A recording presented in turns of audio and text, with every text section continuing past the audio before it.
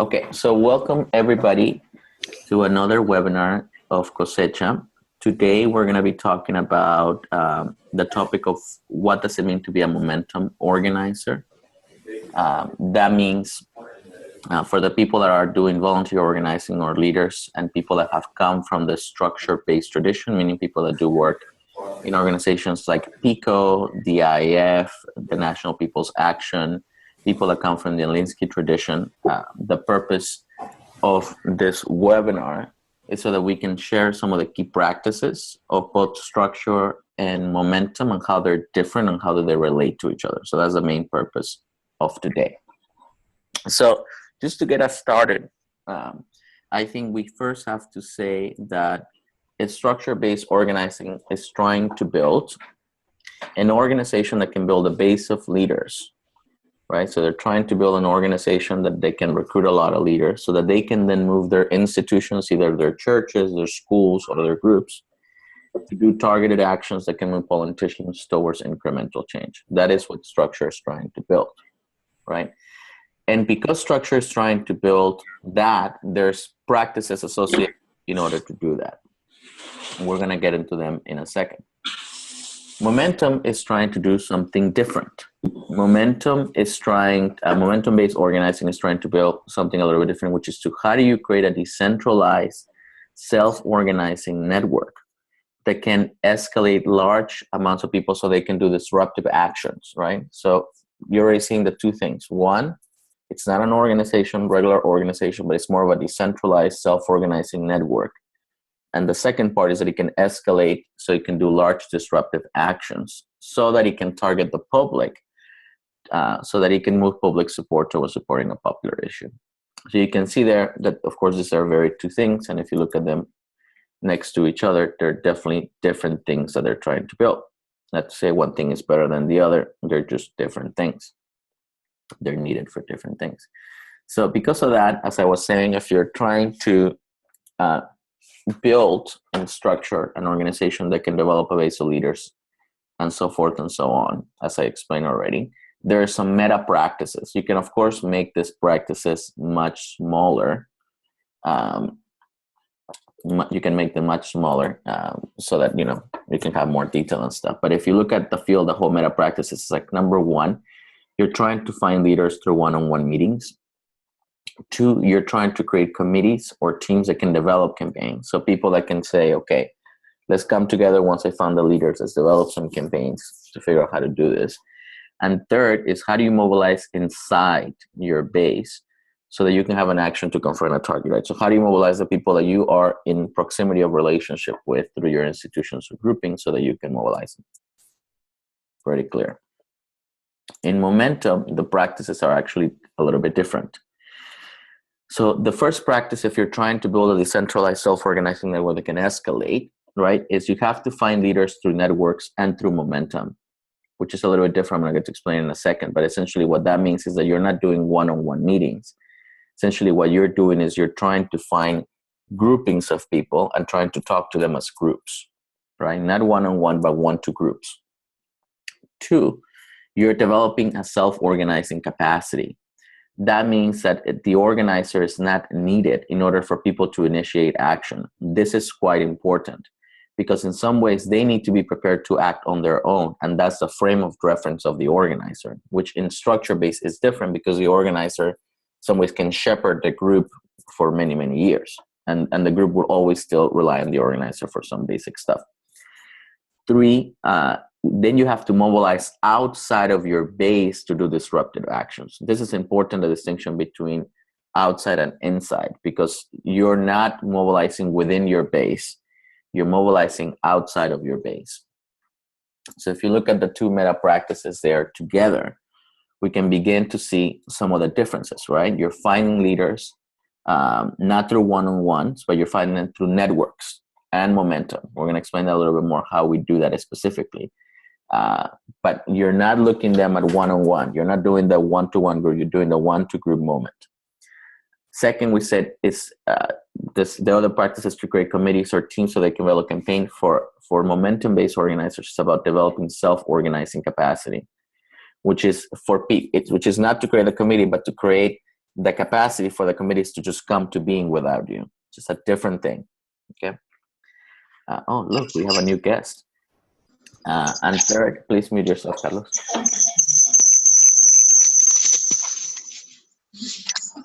Okay, he disappeared, but let me just mute him. Okay, good. This is what happens in webinars. We have different, oh wow, that person went to another screen. This is quite intense. Okay, and he's smiling and everything. It's because it was Pi Day yesterday. Okay, so let's do, so the third one, the big distinction between the third one is that the mobilization is happening, one is on the inside if your structure, and if your momentum is on the outside, right? And of course, you're mobilizing for different kinds of actions, which we'll explain that in a second, but just one is more disruptive actions, the other one are actions with a target, either if it's a small group or with a large group of people. Okay, perfect. Okay, so before I continue now, I wanted to be able to go through some of the meta practices of momentum. And if you look through the buckets, right, those three, you're going to find that there is deeper little practices that I want to explain so that we can get on the same page about what they're different. But before I do that, I just want to see if there's any questions around the meta practices of momentum or the meta practices of structure. And if you're speaking, I cannot hear you. Could you please move the PowerPoint over to the left so that we can read all of the text? Is this better? Yeah, some more. A little bit more? Is this better? A tiny bit more. It's just not work. Yeah, that's fine. Is this better? Sorry, so my screen doesn't go for it. That's better. Okay, cool. This is great. Any questions from the PI committee or from Maryland Girl? Any questions? No? Okay, great. Perfect. So let's continue. Okay, perfect. So let's see. Okay, so now that we have that, good. Then the second thing is that let's explore a little bit deeper what we mean by this momentum meta practices, right? So again, finding leaders through networks and momentum, self-organizing capacity, and mobilize as are your base to disruptive actions. Okay, so let's go through the finding leaders through momentum networks. Okay, so number one, map your networks. So the difference about in structure-based is that you are in some ways going, meeting people one-on-one and trying to keep track of who's the person that knows this other person based on the network of an institution. So you're thinking within this institution, who are the people that know each other so I can be in relationship with, right? So that I can build and find leaders essentially from them. But in momentum, the distinction between that is that actually you're trying to map a whole set of networks. You're trying to think about what are all the networks available to me? Like, for example, what are the networks of Latino leaders in Massachusetts? What are the networks of Latino students in Massachusetts? What are the networks, you know, of immigrant workers in Massachusetts? What are the networks? And you're trying to map a lot of networks, right? And then within those networks, as you can see, there's a picture there of my email inbox and all the people that I talk to or that I've been talking to lately. Let's see, where is, I don't know what the people in this room are. There's Fatima right here. There's Phoebe. There's Catalina. There's Carlos. Fatima is the big circle here because I talk a lot with Fatima. Okay. Then two, once you find those leaders, then instead of doing one-on-one meetings, you do a workshop with the most enthusiastic leaders to, in some ways, tell them what the strategy is and what you're trying to achieve. In some ways, you're doing like if you were selling Avon or a product, a multi-level marketing product, you're doing this set of presentations with people around the strategy. Does that make some sense? So for example, if somebody asks you, I want to do a one-on-one, you say, actually, can you come to a presentation? That is the big difference. Okay. And the reason why I'm saying that is because when you're in a lot of momentum, you don't not have time to do one-on-ones. But structure-based organizers want to keep doing one-on-ones because that's the habit that we've been trained to do. So it's important that if people want to meet, that we're always getting them to meet in groups, always getting them to meet in groups of 5, groups of 7. And if there's new people, say, great, we have a workshop on Tuesday, would you come? The more that people cannot organize through your own relationship, the more that we can then develop the self-organizing capacity. This is a very important point, because what happens is that we can still do one-on-ones and still gets bottlenecked with us because we're still the ones holding the relationship. I don't know if that makes any sense. Like, it's like we are holding the relationship with a group, but it's one with everybody. And what we want is everybody in the group to hold it with each other. Any questions on that? This is very, very important. Okay, great. I see your mind's getting blown. I'm excited. Let's continue. So once you map the networks, once you did a lot of workshopping, a lot of workshops to get people excited, then the third thing to be able to find leaders is to ask the network, so the networks that you're mapping for needs, for your specific needs. This is different, right? Because in structure-based, we don't ask people, hey, I need to host a fundraiser, or I need to, X, Y materials, or hey, I need you to organize an event. All that is done through a one-on-one relationship to plan those things together, right? And all asks are one-on-one. This asks are one-to-group, which is the difference, right? So we have here a picture from Mr. Bernie. Not that we're endorsing him from Cosecha. I just want to put out there, since it's a live webinar going to millions of people all over the world. Mafe, I know you seem like you're endorsing him, but you have things here like organizing an event, knocking on doors, spread the words. You can imagine it, right? But us having the capacity for people to know what are the things that we need and that they can participate on as part of the networks is very, very important. Okay. So first question to you, first question to the audience. Let me turn this to the audience right now. Is what do you think are the differences between these two? What do you think are the difference between finding leaders through networks and momentum versus finding leaders through one-on-one meetings? Let's open the lines of communication. Go.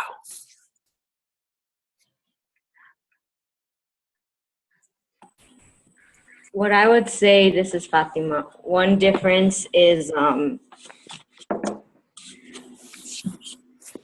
that from my experience, the work that people do is different in each occasion. So for example, finding leaders through networks and momentum, when you have clarity around the needs, people can just swarm to the need or do the need, as opposed to even finding leaders through one-on-one meetings. So for example, like when I had a relationship with a reverend of a congregation, that relationship was important in terms of moving forward whatever work needed to happen, but I kind of like was one of the people to keep them in the loop. It was dependent on like my relationship, how much I agitated or how much I moved them so that they could then open the doors some more. So in the first, it's not dependent on me because it's already clear what the need is publicly. And then in the second, it's determined either through me or through leaders in a group. Thank you. Others?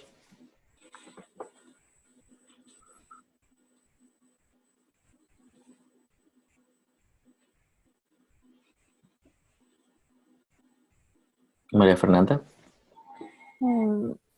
Another one is that you're getting people to commit to you versus commit to the network or the momentum. Which, I mean, I think can go either way in terms of how much commitment, how deep that commitment holds for folks. But yeah, I think the difference is that in a one-on-one, it's like they're getting committed to you versus committed to the network. This is a great thing you're saying, Muffin, and I haven't even thought about it that way, but that makes a lot of sense. So you're saying that commitment in one is to the whole network, the other commitment is just to the one organizer or to the leaders that are doing the one-on-one recruitment. Okay. What about other people in the pie house?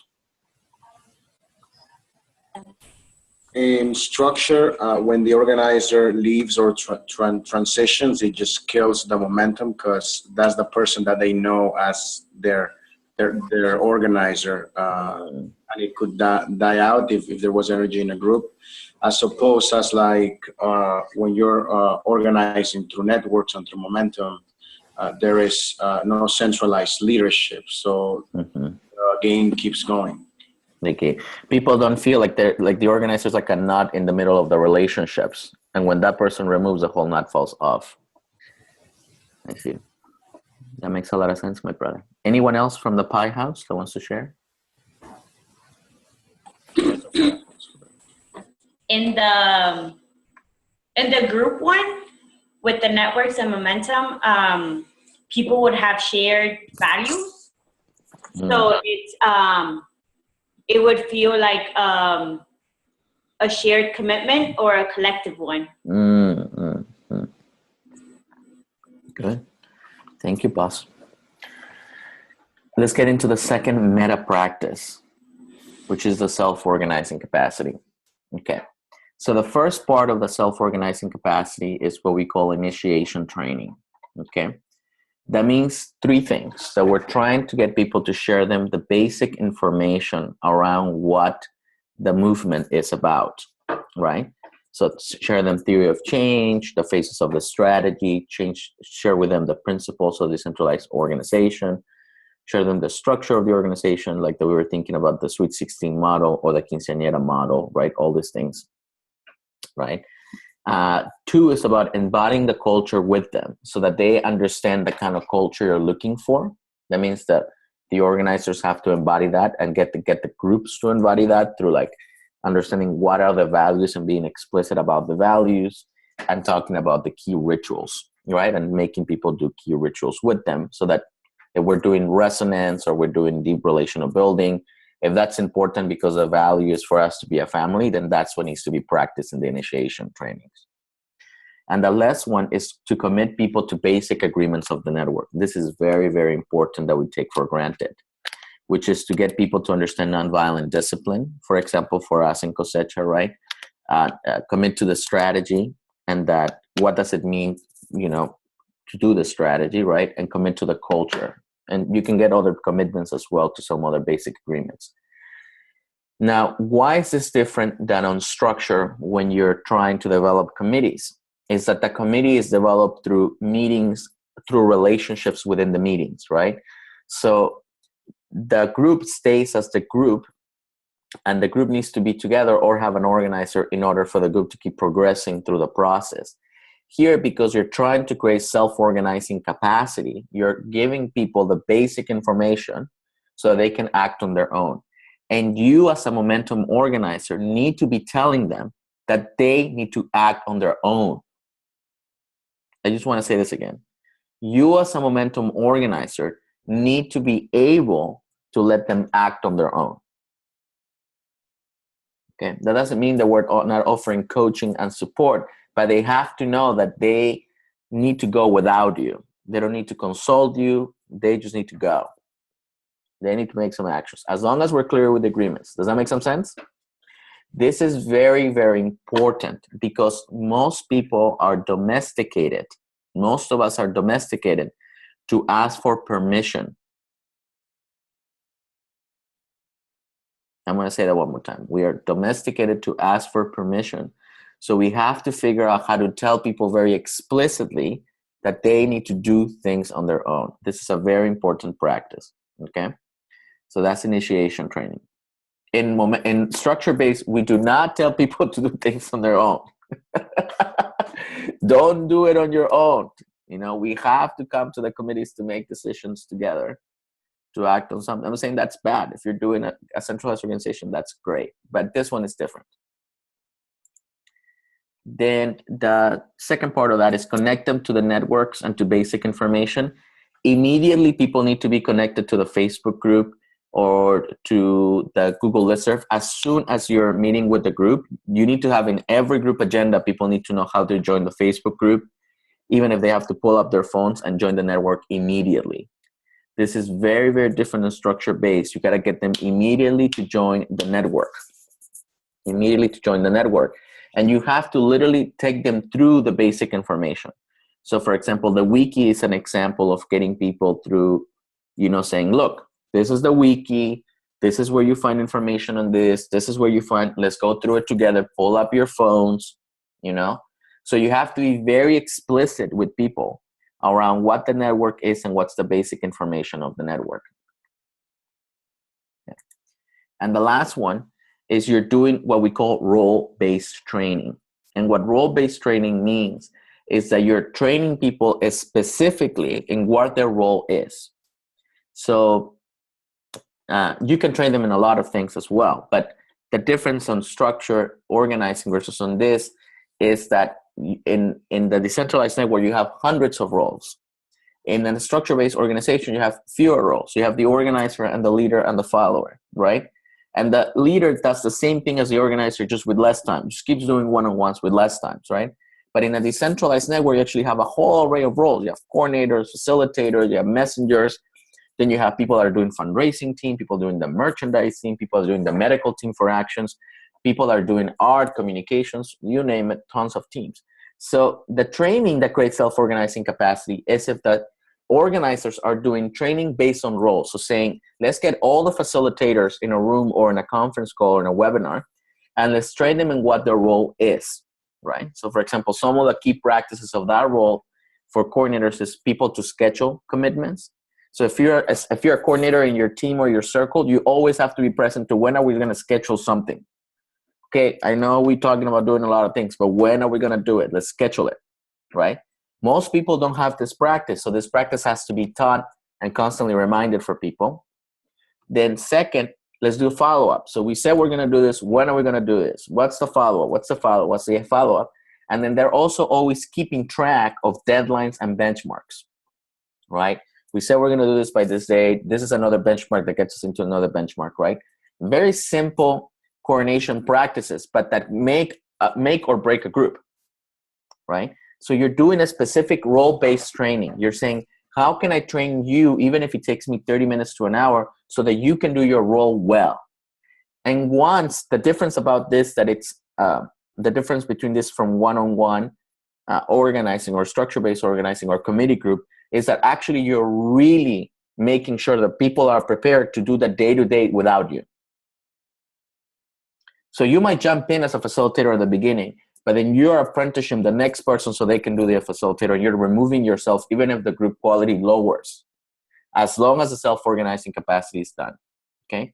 And also know that once you train coordinators across the network, they're gonna be training each other, and they're gonna develop even better practices that you gave them at the beginning, right? They're gonna have more complexity, more practices. The facilitators are gonna do that, the messengers are gonna do that, and that is what creates a self-organizing capacity. That, that you can remove that, but people will still be training each other because they're now embodying a culture. Okay. So this gets us to our second question, which is, how is the second practice different? How is a self-organizing capacity different than creating communities or teams that can develop things? And I want to thank our Movement Ed Lab sponsors for giving us some of these graphics, or maybe not for this session. So thank you, Movement Ed Lab. Anybody who would like to say about this? What is the difference between these two?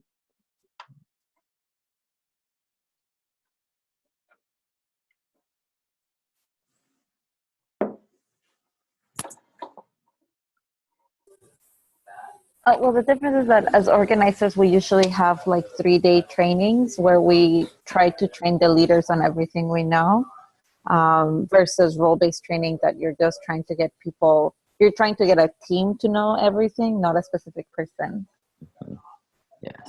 Yes, that is great. And you're being more specific, not telling them all the information you need to know. You're being very specific of what's that minimum that they need, the minimum dose for them to be successful. Yeah. Great.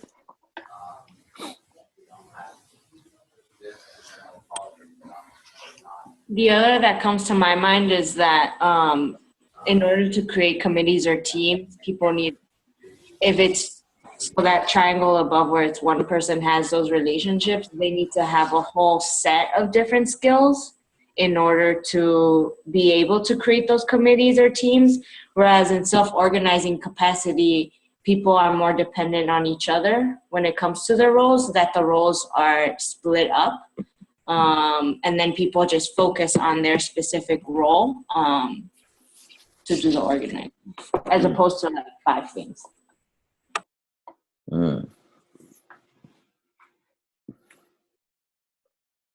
This is great. Other people in the pie house? What I would say is that when we're looking at the structure diagrams, right? Each of those, I guess, networks are either congregations or worker centers or, grassroots or organizations that are connected. And in a way, it's limiting your reach because you have to go and you have to target people that are part of an institution, as opposed as like the self-organizing slide here is kind of like just like the world and who are the people that you just happen to know and how do we tap into them. Yes. And Carlos, sometimes one person is part of multiple networks. Right. Right. So it's like, how do we leverage that? Instead of saying what institution you're part of, right? The church, what are all the networks you're part of? And let's map your network. So instead of saying who are some folks that you know in this congregation, you're saying who are some folks that you know, period. Yes, yes. And even I would say, who are the different groups that you're part of? Right. I'm part of my family, I'm part of the church, I'm part of the student, parent-student committee in my school, so forth and so on. I would say that's true for like mobilizing for a large event, that it's done in structure. It's not, I wouldn't say, it's not done like consistently. And I think it's because part of the reason why that structure looks that way on the right-hand side is because it's long-term as well. They're trying to build relationships long-term. Exactly. That makes sense. Well, we're trying to just mobilize networks essentially.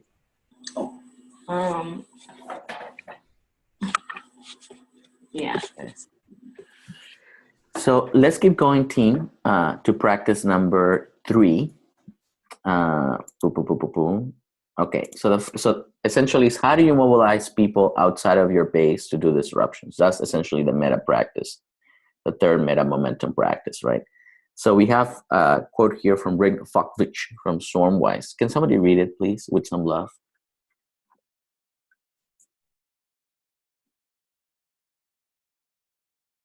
Oh, a special guest. You're on mute. Form your swarm around a provocative idea. Put your stick in the ground. Announce your goal. When you provide such a focus point, a swarm intelligence emerges. Your goal must be tangible, credible, inclusive, and epic. Needs to be epic. It needs to energize people. It needs to electrify people. Shoot for the moon. On second thought, don't shoot for the moon. We've already been there. Shoot for Mars. You can only form a swarm around something that is epic. Thank you, Phoebe. So what he's saying here is that people, because we're not trying to organize, we're not trying to tell people join this organization that in 50 years is going to change the world, which is not a bad idea, right? Because we're trying to get people to be hyped, to be excited, to kind of move through momentum. We're doing very prophetic promotion actions. Like, for example, we're having the first ever cosecha housewarming, or we're going to have, the first response for the migrant rights movement in 2016. The first major set of actions are happening with us, whatever it is that allows people to have some sort of way prophetically that people want to be there, like thinking around like concert promotion, right? Which is a little different than structure that is trying to still do actions, but maybe through their networks, but not through even reaching beyond their networks, just putting it out there in social media or in posters so that whoever random person that might be interested or excited can show up and join, right? So prophetic promotion, there's a whole webinar on this from the Momentum program that people can look at that, around how to do that well. The second practice or 8th practice for mobilize outside your base to disruptive action is pledge and follow up. What does this mean? One is that, for example, if you do a pledge that says, we will do an action, or we will do, an example, civil disobedience in Boston, if 50 people pledge to do it, right? So the first way you do it, you might get maybe 10, 15. And the first people that are going to do it are your top leaders, just still like structure in some ways, right? Your top leaders, more committed organizers, they're going to be the ones that put themselves on the line first, right? And through their sacrifice, they can get other people to pledge. This is important. In structure-based, sometimes this is not the way it works because there's a distinction between the leader and the organizer, right? And then the organizer is trying to facilitate the leader to become a leader and then trying to be in the background. But what we're saying in momentum organizing is that the top leadership, being the organizers, the top leaders and everybody, they have to model the highest amount of sacrifice in order for other people to model that and to increase the capacity on the network, right? That's why that whatever the organizers and leaders do, everybody else would model, right? And then once there's a culture, everybody else will be modeling each other, and that's kind of the cool part about this. Then there's ways to do mini actions before the big trigger event or the big moment to create more momentum, you know? Different little civil disobedience here or press conference here or something else here or another event here just to ramp up the momentum. That's something that momentum organizers are always thinking, because momentum organizers are thinking about organizing concerts and organizing the hype of other people. They're not thinking about their base and the target. They're thinking about how is all the people that we know or the people that we don't even know, how can they find out about this and how can we increase the amount of numbers for this super fucking exciting thing, right? And you might get a lot of pledges. You might get 50 people, you might get 80 people to pledge to do civil disobedience, but then you have to follow up that and turn those pledges into real action. And for that, you need to have a lot of group meetings. So for example, you have 50 people and you have to, you know, break them into groups of 5 or 10 and start having little meetings with them or big meetings with everybody so that you can keep following up with them. Again, we're trying to move away from the one-on-one. You might still do some one-on-ones, but we're trying to move that's the main practice.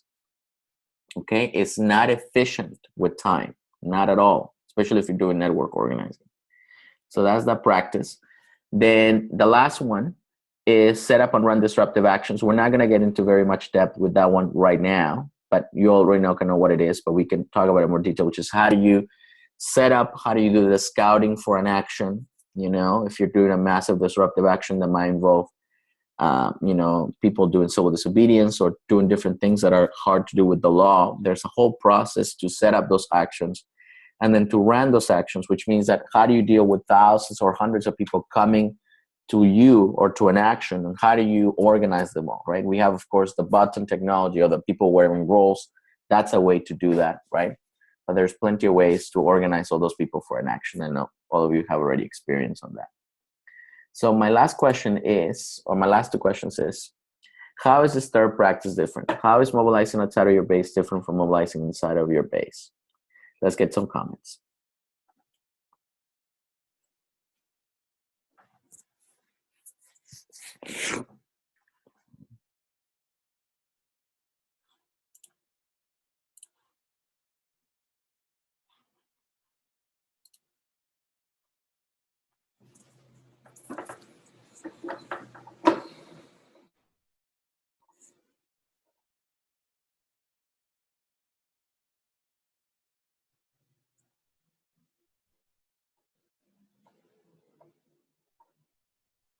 I know your minds are probably extremely mind blown right now that you don't know what to do with yourself.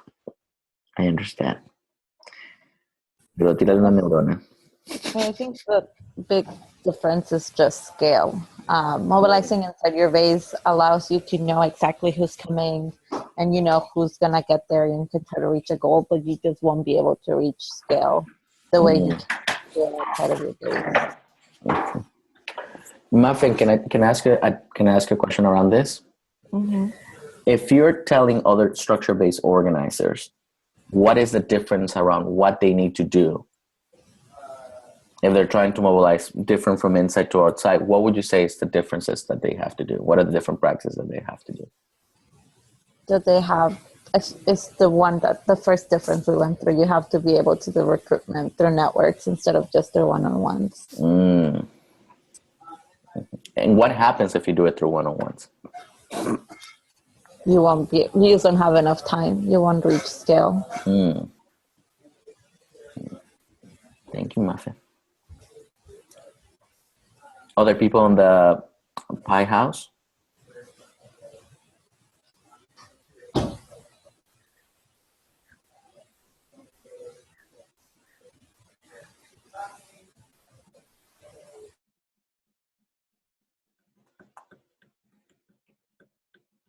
What are the main differences between inside and outside your base?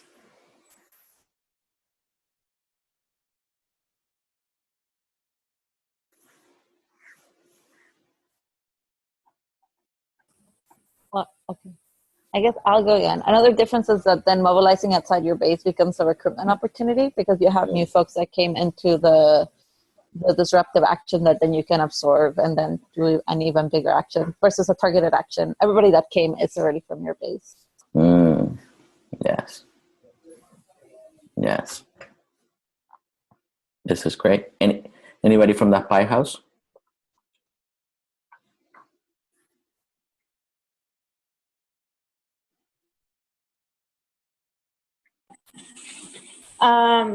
The dynamic or the interaction between the organizer or the leader, the organizer versus the leader.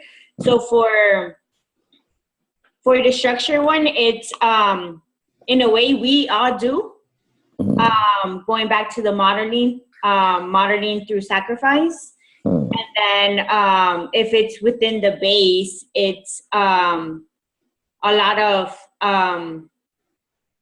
distinction between what leaders are doing and what organizers are doing. For example, how some organizers can be how some organizers can be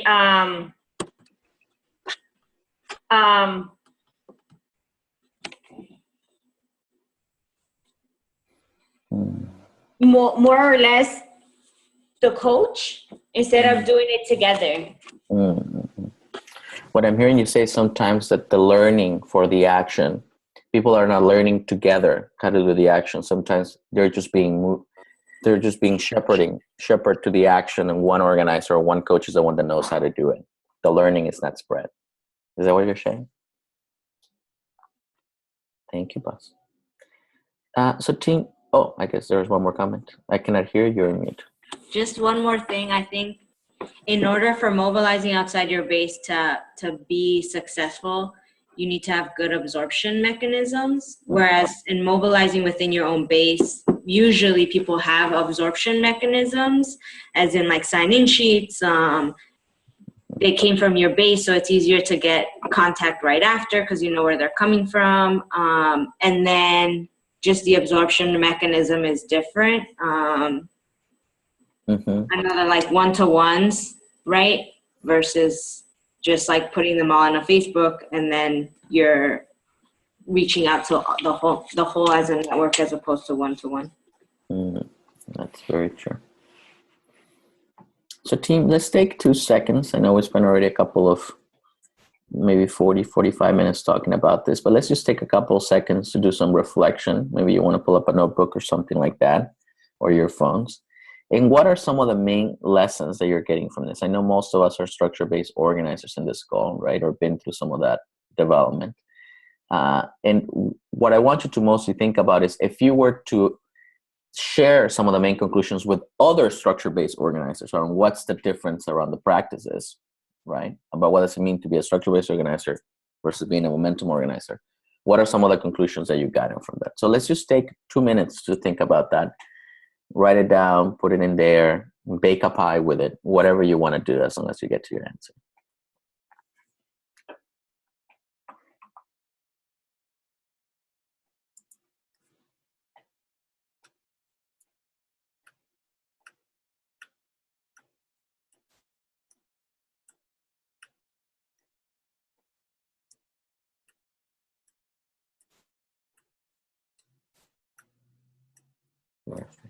If you want to come up with 1 or 2 or 3 major conclusions, that will be great. And remember, this is for all the structure-based organizers out there in the world, the millions of them that are just waiting for this workshop that hasn't happened yet.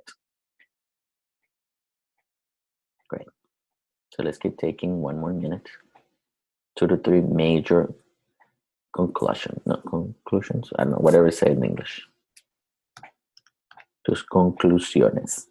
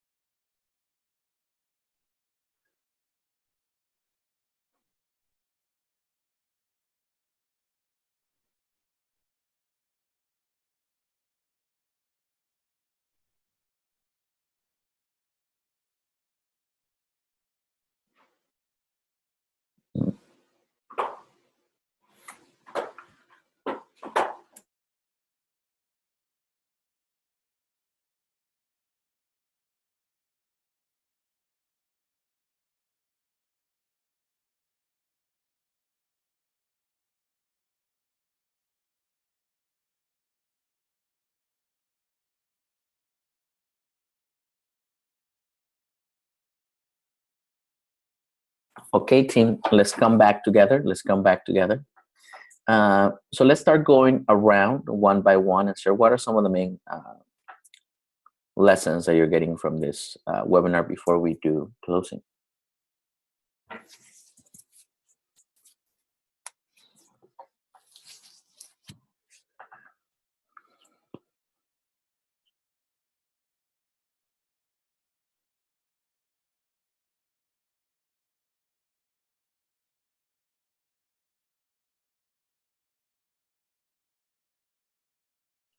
You're still in mute. Okay, there you go.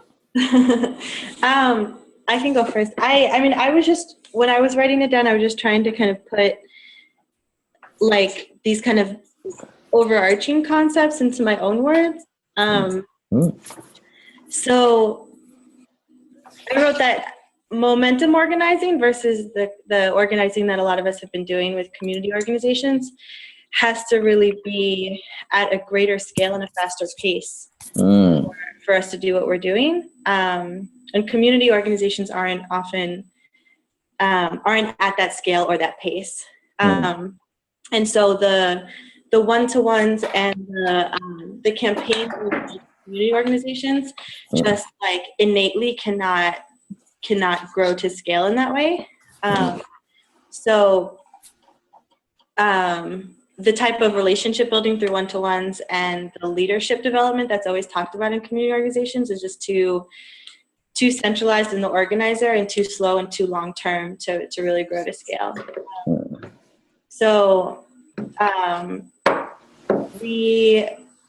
just wrote down that like we need a decentralized structure where you don't need an organizer to run things, but rather you have a coach or a network of coaches or like a network of support in general to be able to provide that support to folks who have roles within the villages. Yes. That's where I got. Those were my main thoughts. Thank you, Phoebe. And just so that you can add to this and other people can add to this, what do you feel in your own practice throughout Cosecha? What are the things that you feel that you've been doing that are different from structure-based? And what are the things that you feel like you keep doing as part of structure? What are the things that you keep doing as habits? And what are the new things that you have changed? Just so that other people can learn from you. Yeah, that's a good question. I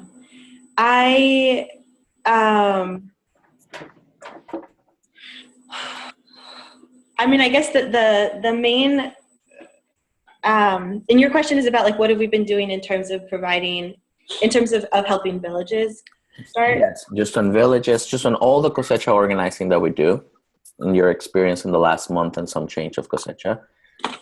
What practices have you struggled to let go of structure? And what new ones have you embodied from momentum, to put in those words? I feel like I've really struggled to let go of the kind of like centralizing all the work within me as the organizer. But especially because I'm working with Cedar groups who don't have a village yet, but are working towards their first training. And I mean, I think partly because we haven't necessarily had like strong role-based trainings yet, is that I feel like I am kind of taking over their roles. Like just like taking over the facilitator's role. And being really familiar to me from when I was doing structure-based organizing. So I have seen like other people model the like coaching roles, but I would want to try to get really into a position of like coach and support rather than like a main organizer. Yes. Thank you so much for sharing. This is the kind of lessons that we need from this session. So same question for everybody too. Okay. So what are the main lessons, and then how does that reflect on you and your practices, which is what Phoebe was just answering. Thank you, Phoebe. Let's go next. Others. Come on, Pie House. We don't have much time. I can go next. So the main learnings or whatever was, I wrote just the difference between plugging people in to structures that exist or to self-organizing versus being responsible for their leadership development. That's a big difference. And then the other is just building a network versus tapping into the network.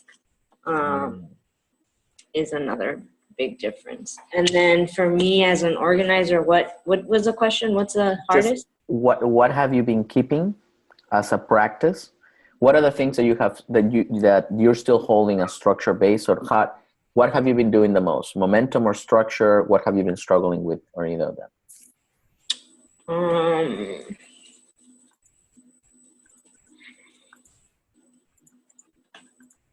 I think oh shit. It's okay if you want to take more time to think about it. I'll take more time here. You go next. I would say the biggest highlight for me is the capacities measured through the number of active participants as opposed as full-time organizers. Yes. To grow to scale and actually even think about building a movement as opposed as an organization. You know, that engage hundreds of thousands of people on a particular issue. That is very good. And how does that reflect for you, Carlos, in your own practice in the last month? What do you feel you've been learning new or still keeping? Well, I think the systematizing is providing a lot of insights as to exactly what does it look like to put something out there for others to learn and self-organize through that, right? So anybody, as long as they have access to a computer, basically, you know, is able to see what we're producing. And I know that the intentionality doesn't just stop there, but really anybody, you know, that is able to learn from what we are doing and plug directly in a campaign. And there is no like leadership scale, you know, where like some folks, because they have been here for a longer time, have a higher decision making power, and just being able to create autonomous communities that can operate on their own, as long as it pushes the campaign forward, you know. Thank you, Carlos. This is good. Other people, Catalina, Mafe.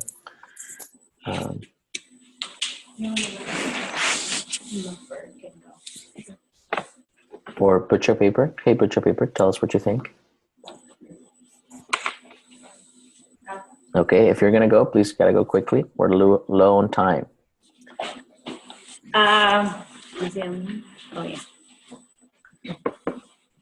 would say that it's the approach to groups or talking to groups of people opposed to one-on-ones, and then also how momentum encourages the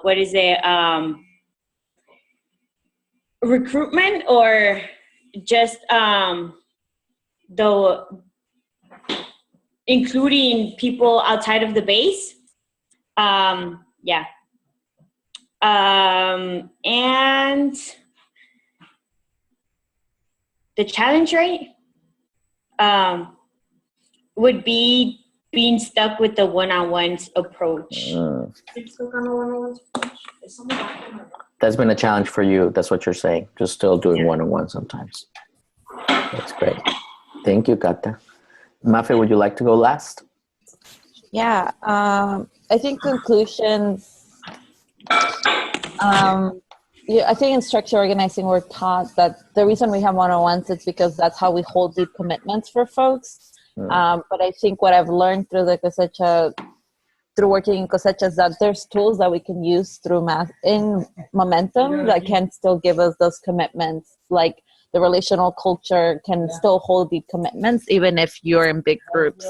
And that way people are giving commitments to each other instead of commitments to the organizer. And also that, I also want to say, we keep saying scale, and by scale, to me, it looks like millions of people in the street. And then the other conclusion, I think it's training becomes a really big part of the culture, because now my mind, when somebody has a challenge, I'm like, oh, you're probably not the only one that has a challenge. Let's do a training and let's invite other people that are having the same challenge instead of me going through a one-on-one. Even though that is what my challenge is that I still think of one-on-ones as my way of talking to folks, because it's the way I've organized for so long. And sometimes it feels bad, like I'm neglecting folks if I'm not having a one-on-one with them. Yeah. This is great. Thank you, Mafe, for sharing. Okay, team. Oh, there's one more comment. Go ahead. Sorry, I just wanted to echo what Carlos was saying about the systematization. Like, I feel like our roles as volunteer organizers have been kind of split in like three ways. Like, one is kind of nurturing the house and like the house culture, and then providing support to different growing villages. And then, like the third, and trying to systematize everything that we can so that our involvement as coaches will either become like less and less necessary, or really move more and more into support and less about like having to prepare each week's agenda. And yes, thank you so much. One other thing, sorry. I think I still do one-to-ones, but I don't do them quite as intensely as before. So I do one-to-ones just to check in with people at the very beginning to see whether they want to tap into their own networks, as opposed to continue to do one-to-ones over and over again. So I still use that practice. It's just a little different. And then I definitely still do follow-up. When I was doing structure-based organizing, I did follow-up all the time. The difference here now is when we have momentum, I actually don't have to do, like, I don't have to take initiative on the follow-up. It's other people taking initiative and following where the initiative is coming from, and being okay letting go. When if there's no initiative and people don't want to do the work, there's other places I could be at. I don't have to worry about the fact that they're not. And then I think just echoing what Phoebe said, just prioritizing the creation of the infrastructure or systematizing things is, like, for me, super big and super, like, part of what I love, because sometimes that's what holds you back, that some things aren't systematized in structure-based organizing. So you have to reinvent the wheel all the time. Pero that's me. That was my experience. Well, thank you so much, team. We're going to finish the webinar. This has been a great set of lessons. It's recorded. We're going to upload it on YouTube, but I hope that we're beginning to change some of our practices so that we can grow Cosecha and the decentralized networks that we are creating so they can escalate. We're going to be doing hopefully another webinar around this in the next month, around the cycle of momentum and the cycle of structure, which are two different cycles, and because of that they have different timelines and tendencies to do. So we'll do a 2.0 on this sometime in the future. But for all the people that are joining for the first time, welcome to Cosecha, welcome to your houses. We hope this can support you in your journey through Cosecha. So thank you, everybody, and hope you have a great day. Bye-bye.